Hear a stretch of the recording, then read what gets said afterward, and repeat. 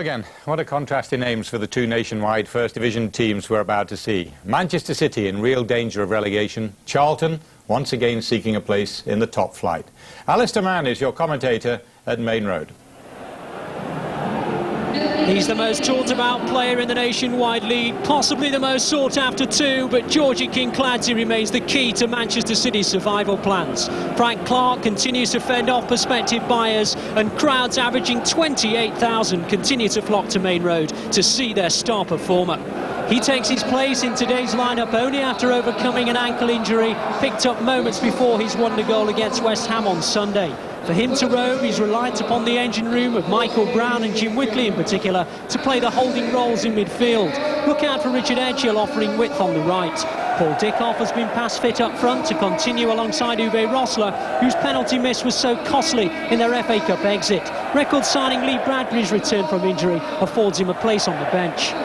Alan Kirbishley had hoped to name the same 11 as started against Wolves on Saturday, but injury has robbed him of John Robinson and leading scorer Clive Mendonca. So into the side comes Matty Holmes and Bradley Allen. The back four has remained intact with 6'3" skipper Phil Chapple at the heart of it, alongside former England under-21 captain Richard Rufus. With 16-goal Mendonca absent, it means a greater onus on the experienced Mark Bright. At 35 and with over 160 league goals to his credit, the former Crystal Palace and Sheffield Wednesday man won't mind the responsibility, even though both he and partner Bradley Allen have rarely featured this season. The man in charge is Phil Richards of Preston. He was only given this match yesterday after the original official Gurnham Singh was struck down with flu. Well, this time last season, Manchester City had exactly the same number of points from exactly the same number of games. They then took 17 from the next 7 matches under the guidance of new boss Frank Clark. What he and they would do for a repeat performance now. And if they can call Mike Salmon into action as often as possible, who knows what may be possible. Uwe Rosler almost in. That would have been a terrific start in the quest for points. Worth remembering that Charlton Athletic can go up to second, the second automatic promotion spot, if they get 3 points from Main Road. Dickov and Rosler almost combining. Whitley. A bright start from Manchester City. Maybe continuing from where they left off in the second half against West Ham in that terrific FA Cup display, where everything but the result was what Frank Clark would have wished for. Good header there by Shelia, who's continuing to impress people. But here's Mark Bright, now Matty Holmes, and it wasn't a bad effort. It needed a scramble across the goal from Tommy Wright. Matt Holmes relishing the opportunity and having a crack with confidence. Rosler on the chase, Brown always the favourite. Rosler coming to make it difficult. And at least he's forced to throw in for the home side. Rosler was asked before the game if he fancied taking penalties after his miss on Sunday. We don't know yet whether or not he declined or accepted the invitation. And he might get a chance to see because he's gone down and won the penalty. Well, how about that? I mentioned penalties, and we're about to find out if Rosler wants the responsibility or not. Well, Frank Clark left the decision up to him. Rosler's earned the opportunity, and he's left it for Paul Dickov. Well, there you go. The answer within a few minutes of the start of the game. 1 or 2 Charlton players feeling that Rosler made too much of that. But either way, Manchester City have a penalty, and the Charlton players may end up with a few in the notebook if they're not careful.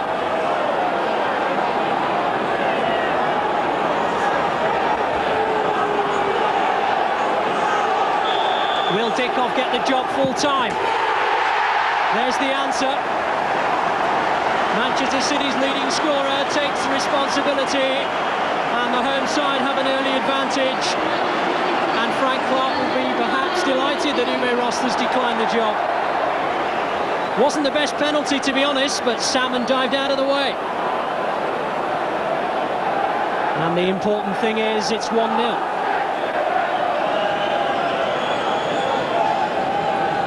Well, Richard Rufus was none too pleased with the verdict when the penalty was awarded. Uwe Rosler, he felt, made too much of this, but a penalty was the result. And Rufus was none too happy.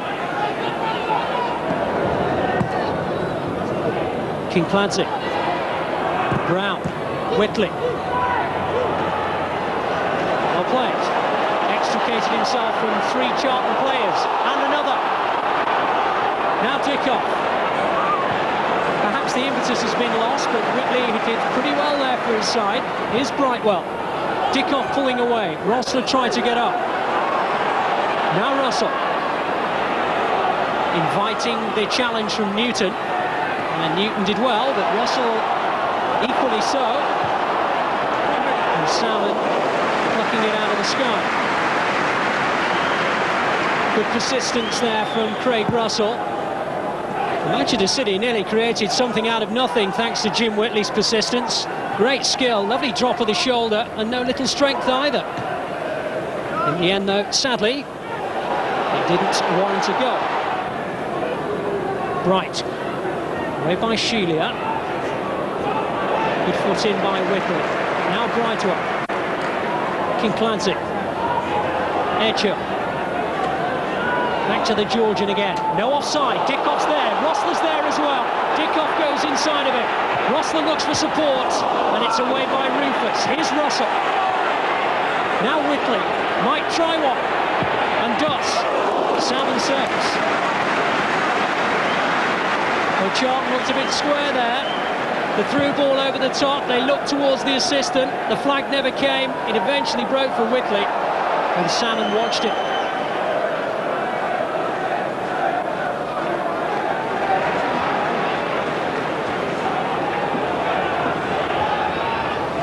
Kinsella. Brown. He can hit them, but it's some distance, and he wasn't afraid to have a go.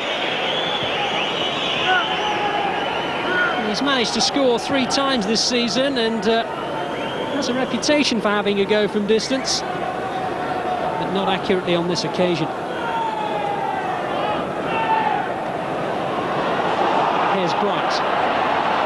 Kinsella, Newton, good tackle from Shelia, judged it very, very well, and unfortunately Sean Newton has ended up in a heap on the floor.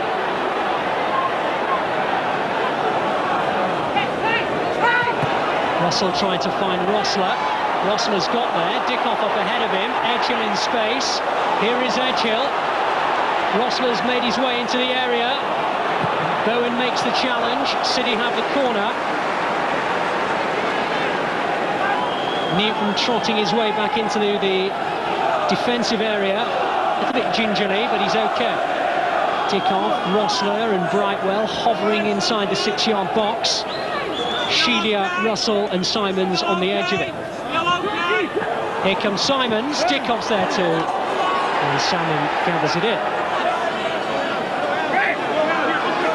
Actually seemed to fall awkwardly there, the big keeper, and he's rolled it out of play because he's in some trouble.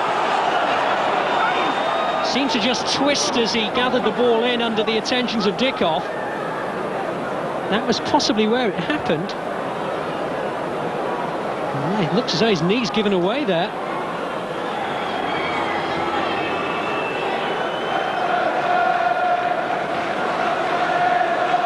There is no substitute goalkeeper on the Charlton Athletic bench. And they're going to see how he gets on. Officially, Manchester City have a corner now, but presumably they'll just give it straight back to Charlton. And indeed, that's exactly what has happened.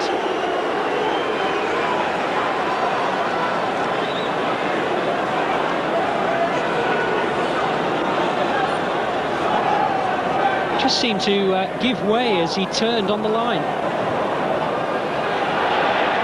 Brown, Brightwell.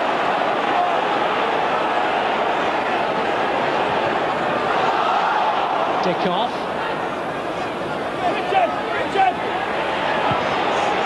Only as far as Brightwell, the Charlton Athletic clearance. Dickov is onside. Rosler comes towards it. Oh, and he scooped it over. But I think Rosler didn't expect that ball to arrive. Dickov's ball in, Rufus.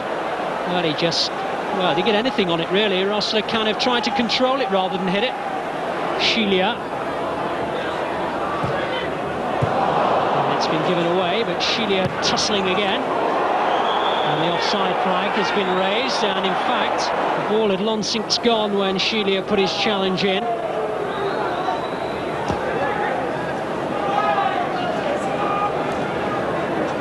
Almost 3 minutes of stoppage time completed.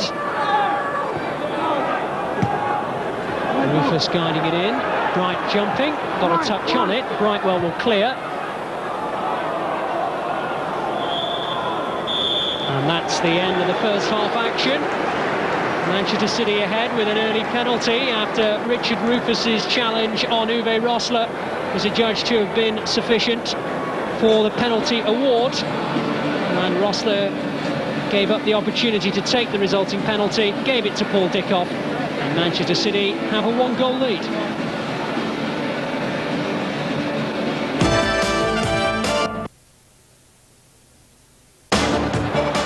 Well, goalkeeper Mike Salmon has indeed given way to his injury, and as happened before, Steve Brown, the right fullback, has taken over the goalkeeping duties. So surely the odds are even more stacked against Charlton now. They've brought on Steve Jones forward to replace Salmon. Well, that's a dramatic enough start to this second half already, and the worst possible news really for Alan Kirbishley's side, that Steve Brown has deputised twice before between the sticks and will do so again for 45 minutes. Manchester City will have rubbed their hands at the prospect of coming out in this second half. Tommy Wright, the recognised Manchester City goalkeeper at one end, Steve Brown, a right fullback in nets, and it looks as though the shirt's too big for him for starters. Dickov. Looking for Edgehill. Good tackle though by Barness. Whitley. Kinkladze. Brightwell. Little teaser. Dickov is there! And he's guided it over. And Steve Brown just watched it harmlessly pass by his upright as if it was just another day at the office. I suppose you could call it perfect judgment from the substitute keeper. Just watched it go. Rufus. And again he grimaced as he made that pass, Richard Rufus. Charlton now have the ball with Bradley Allen. Forward by Barness.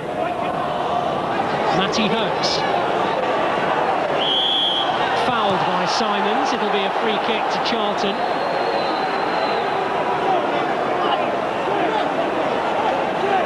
The referee waited to see if there was an advantage, but Holmes lost his footing and has the free kick. And he has a free kick to defend, and it was almost guided into the net by Mark Wright. Tommy Wright plucked it out of the sky. Bright got the merest of touches on it. Chapple homed in on it as well.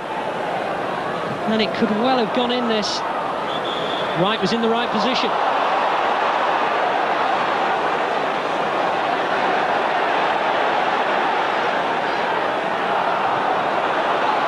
Russell now for Manchester City. Uwe Rosler peeling away, got the flick on. Dickov, the goalkeeper's off his line, and Dickov hasn't judged it. And there are curses of derision from the fans and a puff of the cheeks from the manager, and that was a presentable opportunity. Now watch the goalkeeper, he is way off his line, inviting the chip, and Dickov has missed it. Well played, Matt Holmes.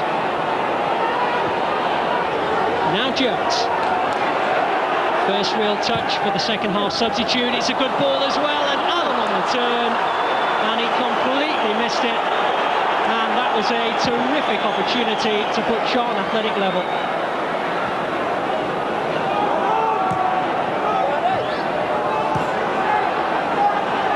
Symons thought about giving it back to his keeper, Well, the Allen family have made a little bit of a name for themselves over the years with opportunities being finished like this, and not like that.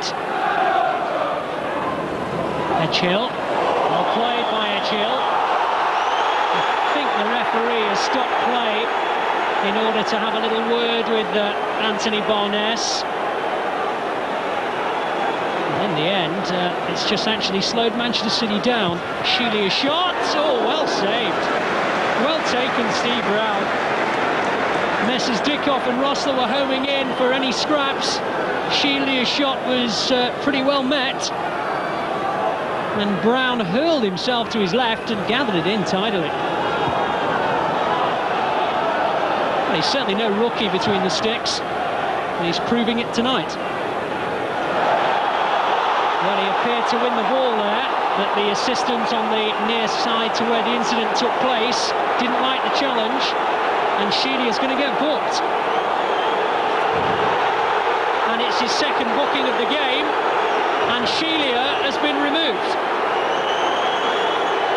Well, once the assistant had flagged for the challenge and drawn the referee's attention, it was a bookable offence for a tackle from behind.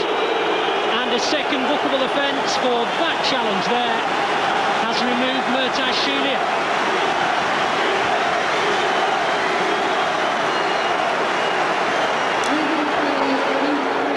Edgehill away. Now Brown. Rosler on the chase, the goalkeeper's hesitant. Oh, he did brilliantly. Superb header. Well played again, Steve Brown. First he wasn't sure whether to come or stay, and once he'd made his mind up, his header was spot on. Now here's Steve Jones at the other end, and he scores. 1-1. Superb finish.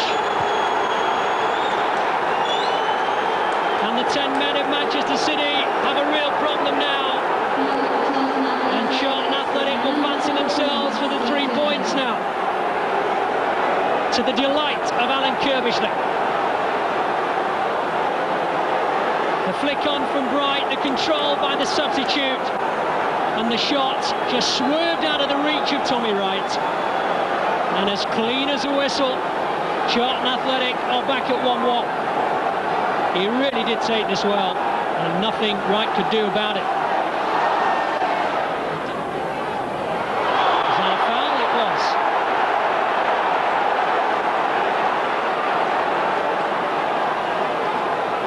Jones didn't think so.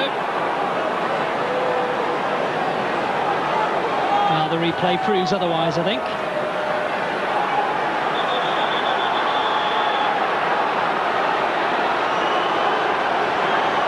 Kincladze is waiting to direct operations.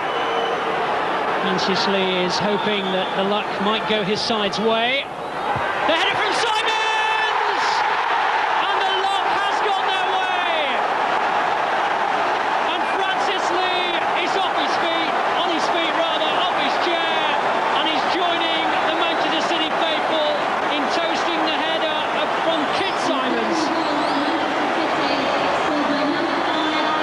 Frank Clark can enjoy perhaps a victory that seems so unlikely a few minutes ago, but could well have been provided by Kit Symons.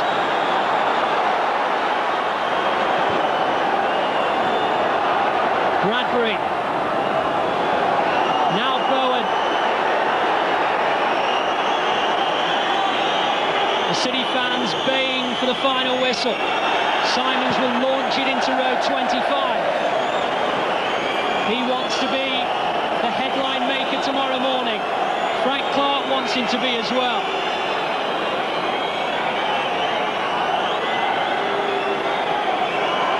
Kinsella looking for Bright. Symons has slipped. Here's Mark Bright. Is it to be another twist? Steve Jones is going to provide it.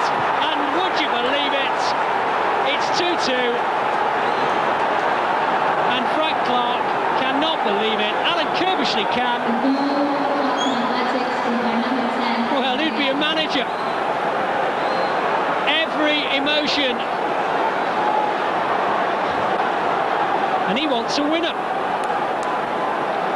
Symons, 1 minute the hero, next minute the villain. And if that doesn't sum up football. 2 for Jones, 2 for Charlton. Edgehill. Crooks. No offside. But that's the end of the contest. A chorus of boos greets the final whistle. Kit Symons looked to have won it for Manchester City against all the odds. But 2 goals Steve Jones had other ideas and popped up with a late equaliser. A point in truth, not really good enough for either side. Charlton won't go up to second. Manchester City will remain where they are. And these fans have witnessed an extraordinary game with plenty to talk about. And it's ended, I suppose under the circumstances, fairly, at 2-2. You're one of those who puts on the jersey in training sometimes? Sometimes, you know. When we have a couple of goalkeeping coaches come in sometimes, and I go in the 5-a-side, so, you know, quite used to it.